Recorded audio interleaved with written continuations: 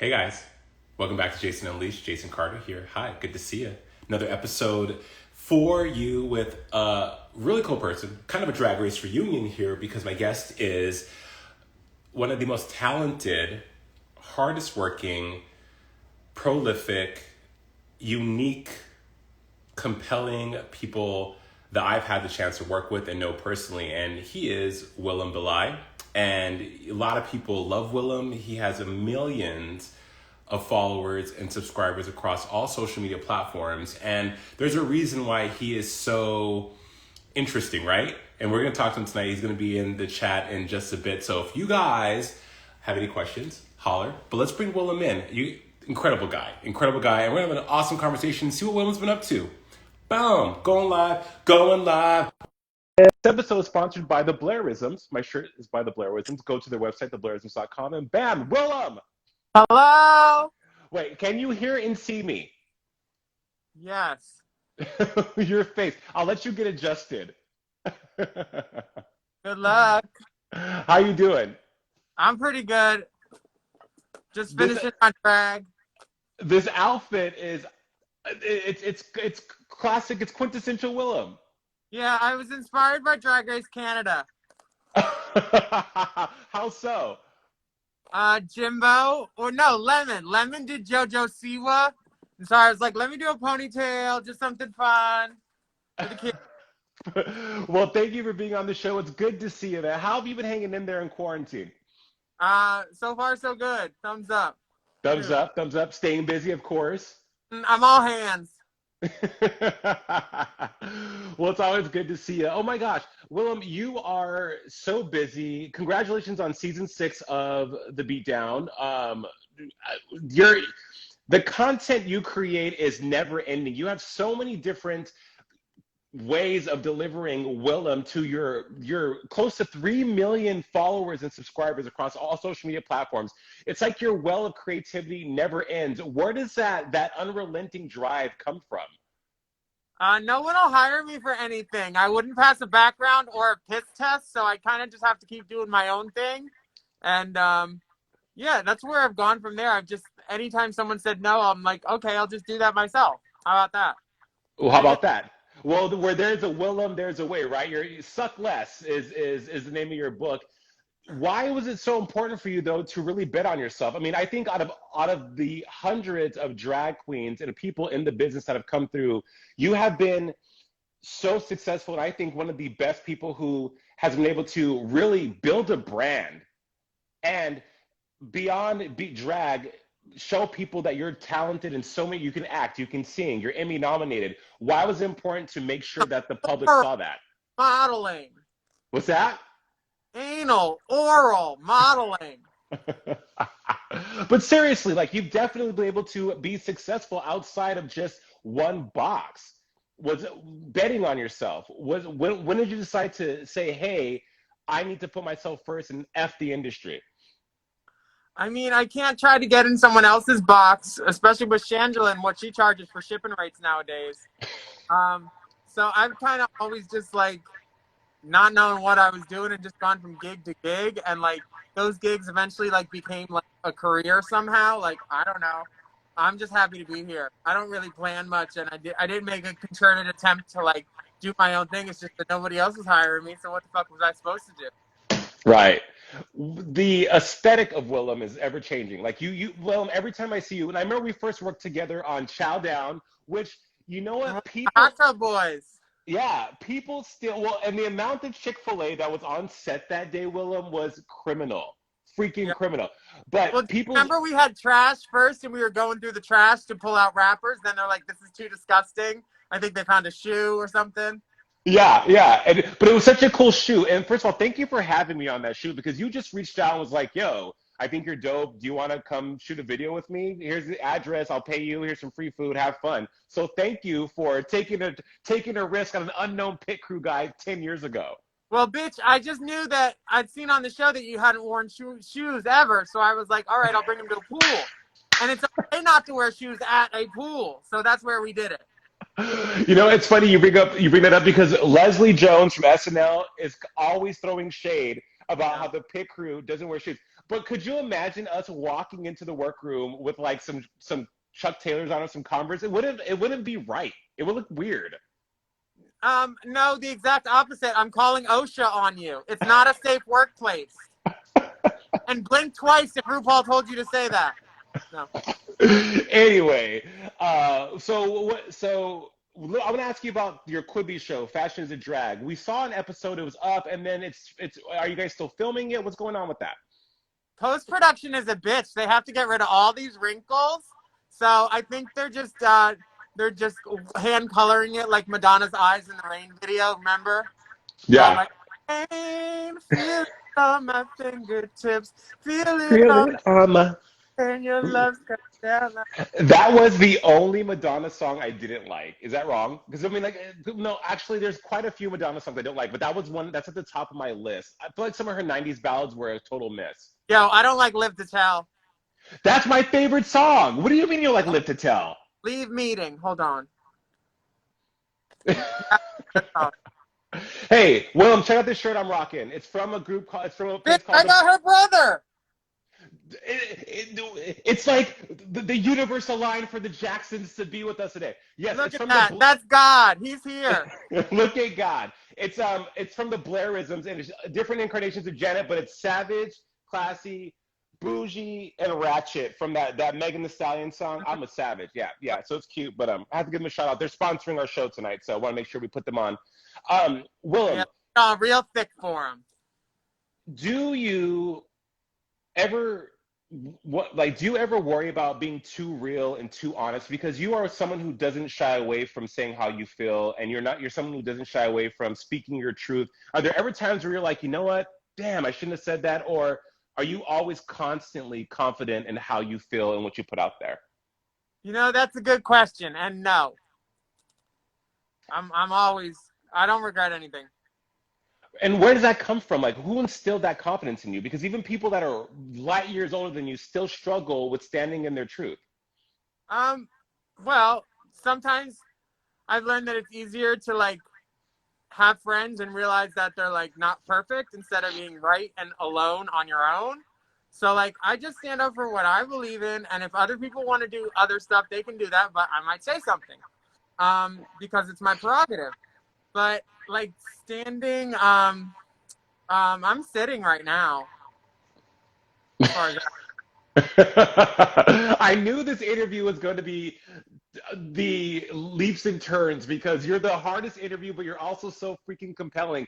People want to throw labels on people whenever they can, right? For you, people have called you infamous. They've called you compelling. They've called you calculating. They've called you manipulative. All these things. What do you say to those people that say that you are a lot? What do you tell them?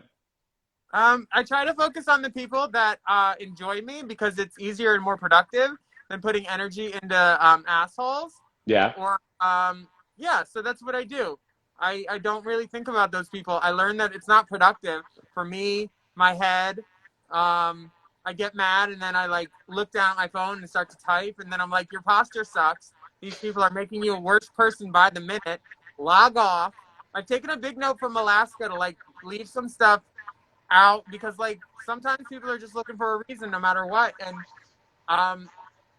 I see other girls quitting drag and like feeling it some sort of way, like Widow, and I worry about them because she's my friend, and like Yeah.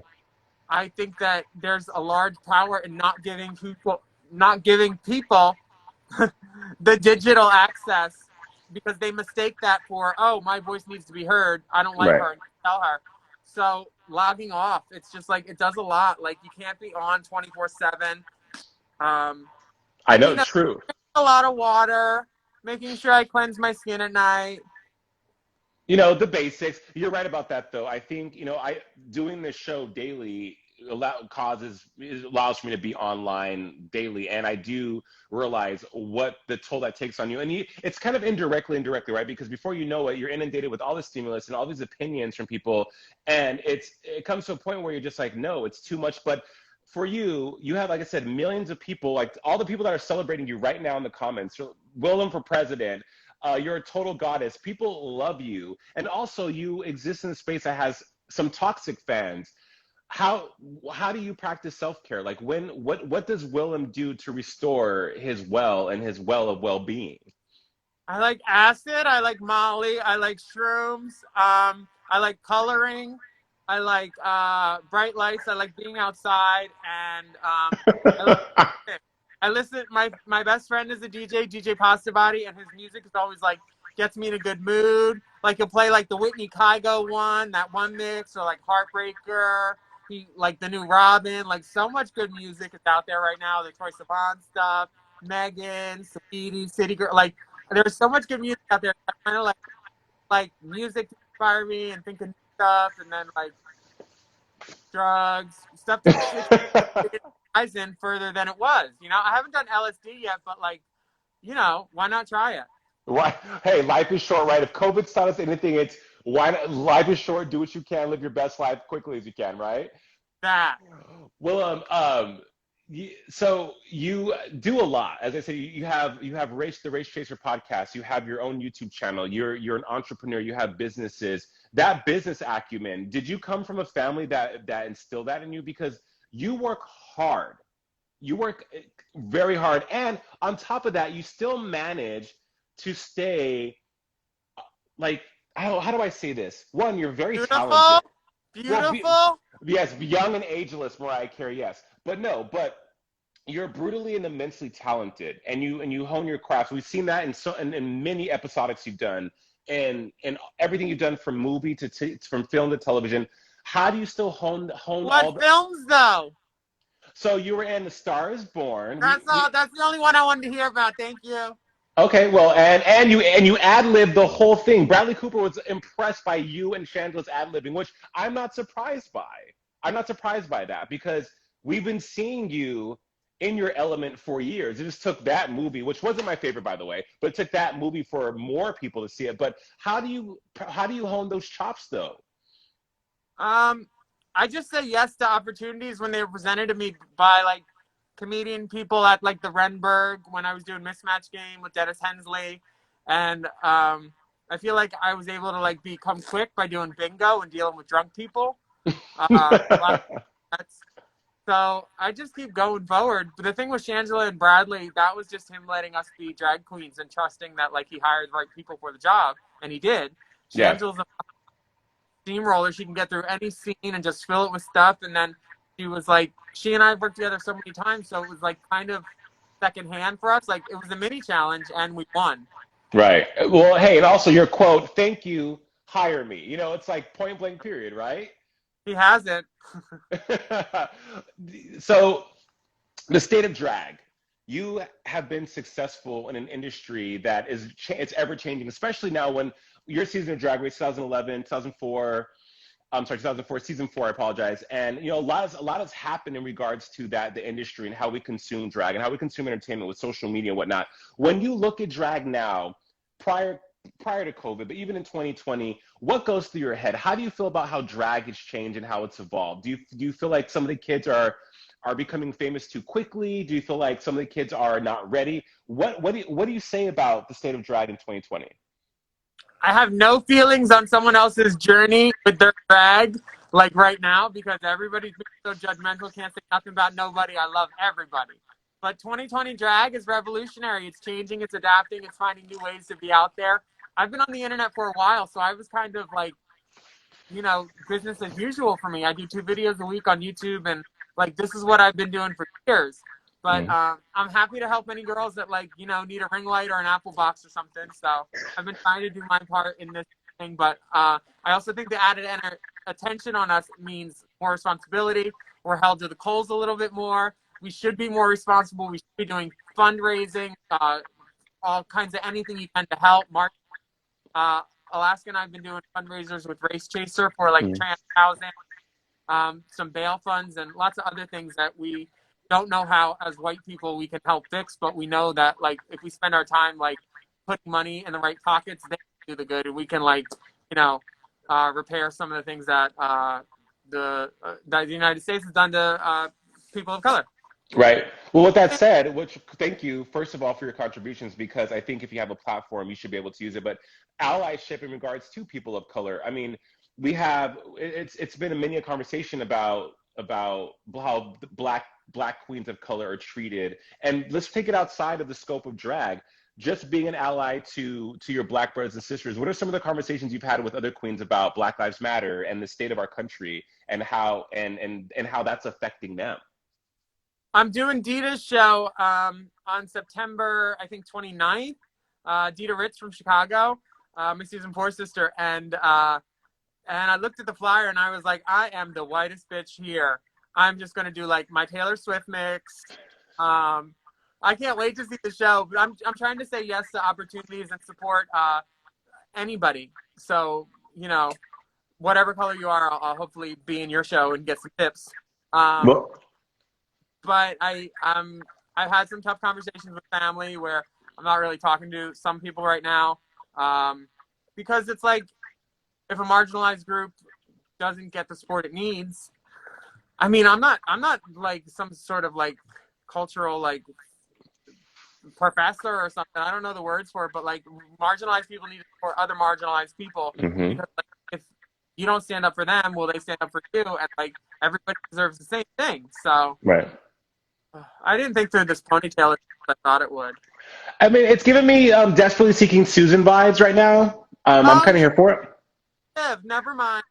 It looks really good. Willem, your swag. First, I thank you for your allyship, and I didn't do on glaze of what you just said because I think it's very important. We appreciate that, we see it, and people in the comments are celebrating. And one person said that Willem fully supports Black Lives Matter, and of course, I know that to be true. Someone else said something in the comments. They asked about why no one has done me on Snatch Game.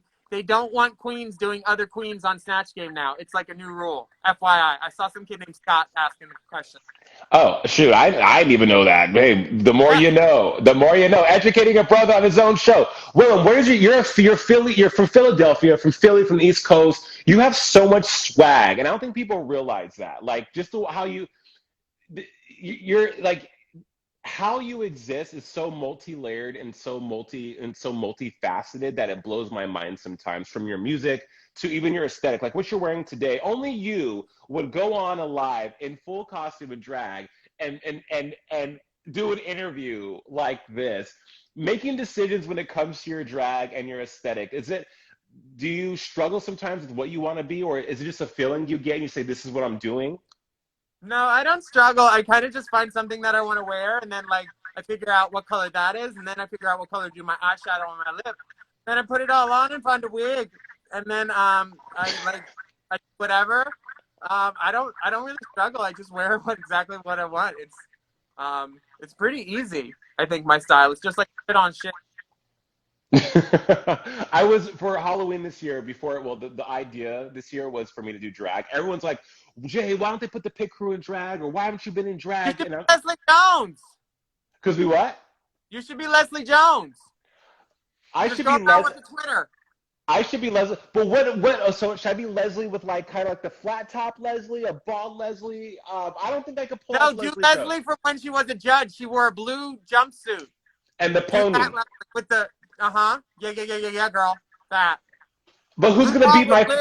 She would live. She would live. Who would beat my face though? I'm in Miami now. I don't have access to the best anymore. Listen.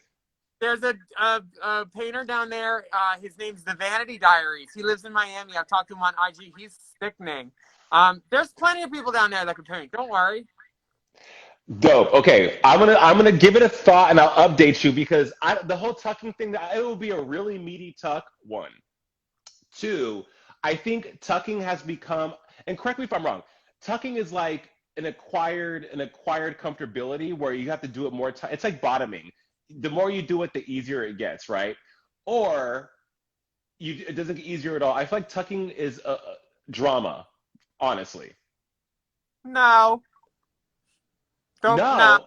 Fine. You push your balls up to where they go when they're cold. Then you pull your dick back and pull on some panties, or you put some tape on it. It's easy. It's not drama. People do it every day.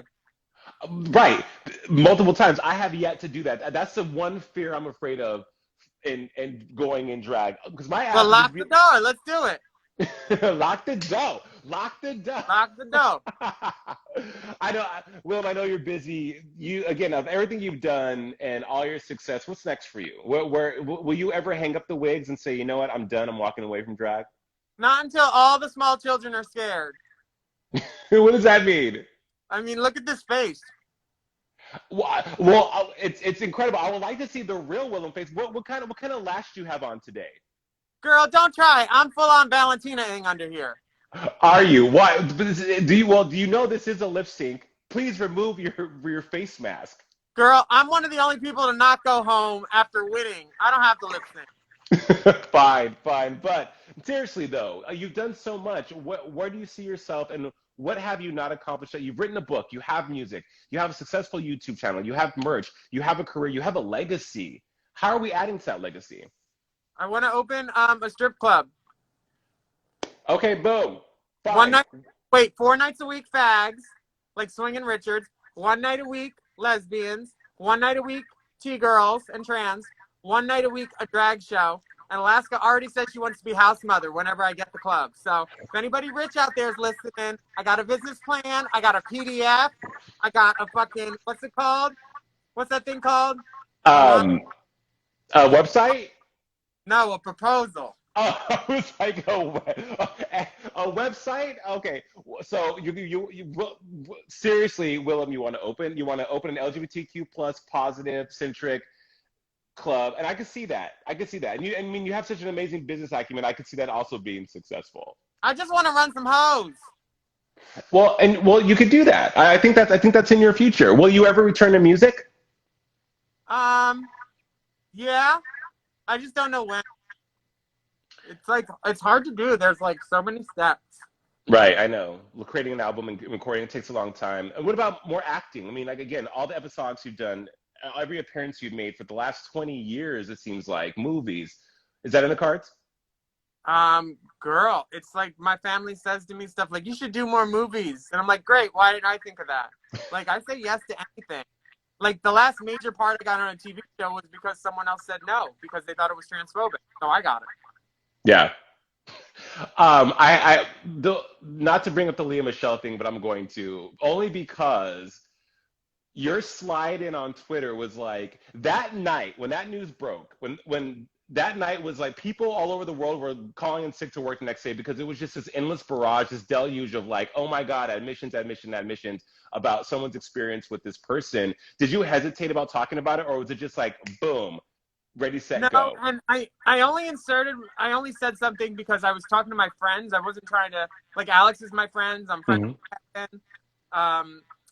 I wasn't trying to insert myself in someone's story, like a person of color story, frankly.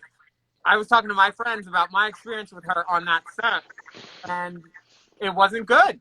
It was shitty, and I didn't mean to pile on that whole train, but I did, and like I never had so many press requests. I was like, ask me about my podcast. Yeah, right. I know people they love drama porn, I call it. But honestly, I didn't take it as you were co-opting anything, to be honest. I thought the problem is that people are so mum about shit that they don't want to be mum about, and they don't realize how much that hurts them and their spirit, right? In this business, you don't want to burn bridges, you don't want to ruffle feathers, but you endure so much shitty treatment, and it's at the expense of your own well-being, expense of your own. When you don't stick up for yourself, that erodes your confidence, it erodes your spirit. And so for you to say your experience, I didn't see it as you were trying to pile on or you were trying to steal someone's sunshine or steal someone's moment. I'm sorry. It was just you saying, hey, me too, right? I also had a shitty experience with said person, so, but I was just thinking, wow, when Willam comes through and claps back, it's major. I mean, all queens have it in them. Yeah, it's a queen power. I will. Well, look, I'm gonna let you go get back to being busy. Or were you crafternooning today?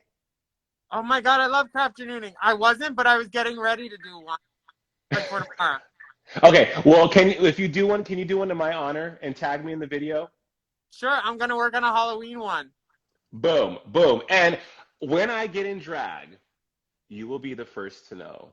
Oh, And I want your approval because I feel like if I get Willam's approval, then I feel like I've done something right in the world of drag. Yeah, we'll start with the tucking. I'll keep you updated. Will, it's been awesome talking to you. I'll see you soon. Bye, honey. See you later.